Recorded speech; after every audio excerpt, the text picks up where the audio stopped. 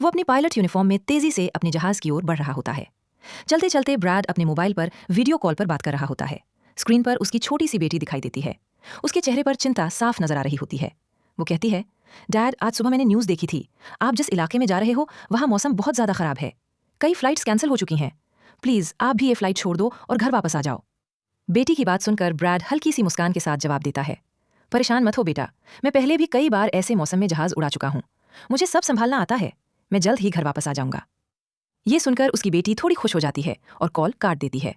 Bread कुछ second के लिए मोबाइल को देखता है, गहरी सांस लेता है। कुछ देर बाद वो जहाज के कॉकपिट में पहुंचता है, जहां उसका को पायलट पहले से मौजूद होता है। को पायलट थोड़ा घबराया हुआ लग रहा होता है, क्योंकि आज वो पहली बार इतनी बड़ी फ्लाइट उड़ाने वाला था। ब्रैड उसे हौसला देता है और कहता है कि सब ठीक रहेगा। तभी एक एयर हॉस्टेस आकर ब्रैड को बाहर बुलाती है। बाहर एक पुलिस अफसर खड़ा होता है।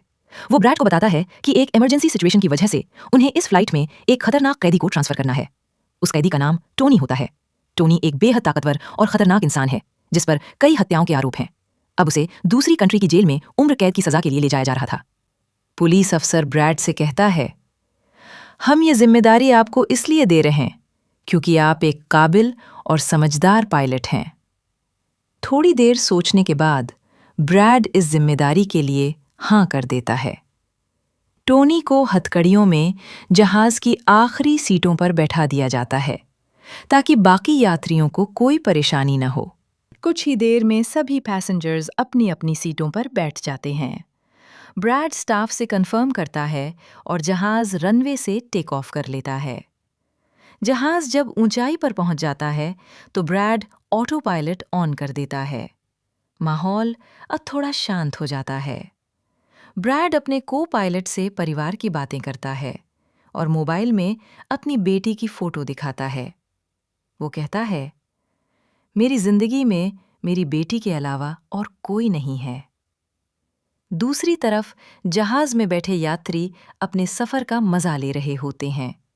कोई सो रहा होता है, कोई म्यूजिक सुन रहा होता है, लेकिन किसी को भी अंदाजा नहीं होता कि कुछ ही देर में उनकी जिंदगी खतरे में पड़ने वाली है। अचानक मौसम तेजी से बदलने लगता है। काले बादल घिर आते हैं। जहाज हल्के हल्के झटके लेने लगता है। ब्रैड तुरंत सतर्क हो जाता है। वो सभी यात्रियों को सीट बेल्ट बांधने की अनाउंसमेंट करता है और रेडियो के जरिए कंट्रोल टावर से संपर्क करने की कोशिश करता है। लेकिन खराब मौसम की वजह से रेडियो काम करना बंद कर देता है। तभी अचानक बिजली का एक जोरदार झटका जहाज से टकराता है। प्लेन बुरी तरह हिलने लगता है। लाइट्स बार बार बंद होना है लगती है। ब्रैड यात्रियों की हालत देखने के लिए कैबिन से बाहर जाता है।